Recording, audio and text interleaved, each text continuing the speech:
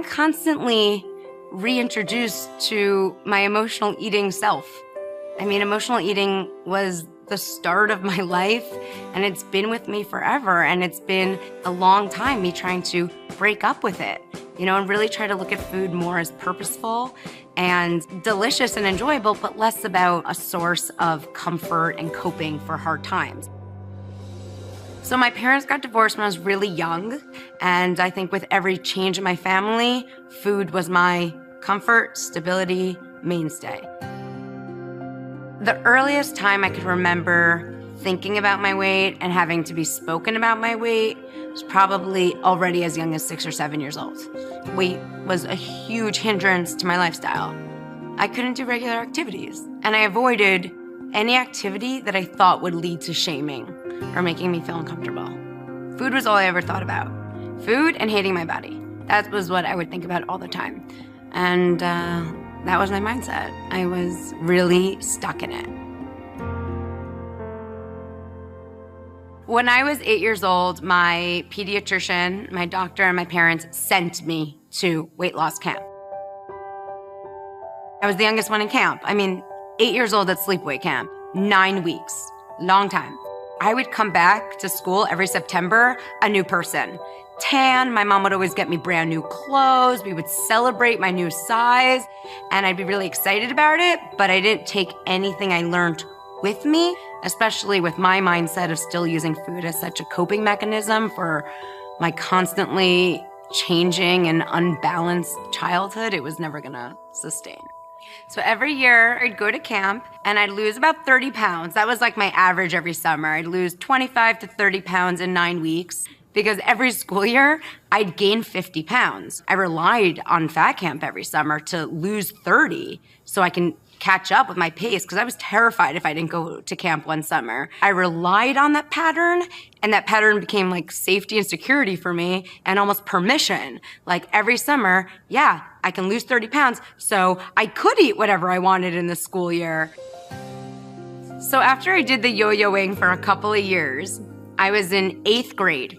And 8th grade, I was my absolute highest. I just exploded, like way bigger than ever. I probably was always a size 12 in adults, even though I was a kid.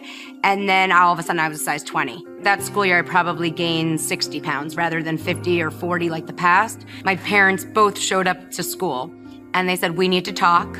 And they just wanted me to not take all of this issues with me to high school. So that summer, I weighed in at 210 and I weighed at 185 in a size 16, determined to only stay there or lose more weight. I just felt like I'm in the wonderland, I'm in those ones, goodbye twos forever. Now I can only lose weight. And I decided I'm gonna go on the scale no matter what to ensure of that.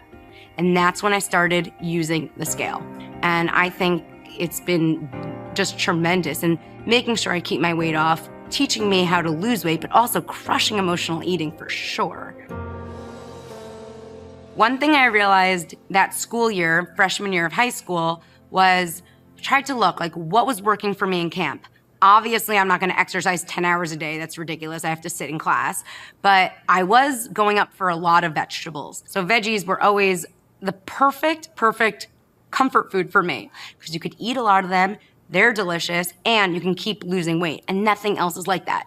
Nothing else will ever be like that. And that's why vegetables have always been so important to me. So I decided, okay, maybe I could keep pulling that off for the school year. So between going on the scale once a week at least and eating a lot of vegetables, I was staying okay. And then I would weave in the treadmill sometimes and try to keep as much going with me that I learned in the summer in the school year as possible. As early as 8 years old, I knew I wanted to be a dietitian.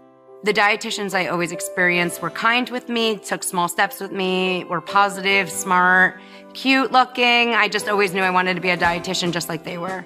So I went to the University of Maryland to study nutrition because they have an amazing program. And after freshman year of college, I went back to the weight loss camp to be a counselor. At that point, I had lost 65 pounds. And I felt amazing about that. So I kind of took my mind off of weight loss a little bit, but I still tracked. And that was really important for me. Literally on the corner of my notebook, every single day, I would write down my food. I always have to watch what I'm eating and everything. So I used to track my food, and then I had a scale in my dorm room, and I maintained 150 pounds through college. And then of course I drank and I partied and all of that too. But as long as I had the scale and I had my principles in, it worked. I graduated college. I then wanted to get my registered dietitian license, and you have to do a residency, kind of like a doctor does.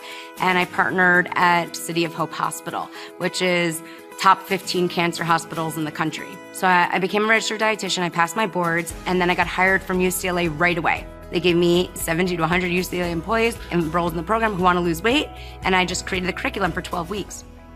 And then I got pregnant. At this point, I've had such control over my body and my weight that seeing the scale go up out of my control and seeing my body take new form was daunting and troubling for me. I really didn't enjoy it. So the last trimester of my pregnancy, at that point I had hundreds of clients, and I decided, okay, what's worked for me in the past? Because the second this baby is out, I am dropping this weight. So I started getting really careful. Veggies most, gotta use the scale every day. I'm gonna write down everything I eat because that's the only thing that's made sure that I lose weight on my own all the time. And the water came to me after there. So I gave birth to my daughter Olivia, left the hospital at 178 pounds. I had veggies most, I had write everything down, I had the scale, but water, water, water, water. I went from 178 to literally 125. I lost 50 pounds in 6 months. Water first, veggies most.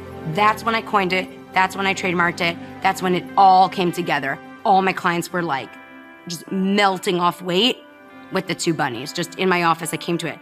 Follow these 4 principles. Water first, veggies most. Use the scale, and you gotta write down everything you're eating.